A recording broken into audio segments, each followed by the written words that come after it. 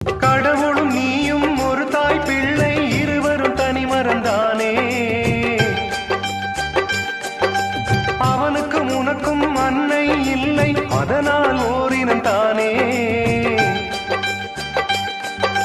நதி என்றால் நுரையுண்டு, வாழ்வென்றால் குறையுண்டு.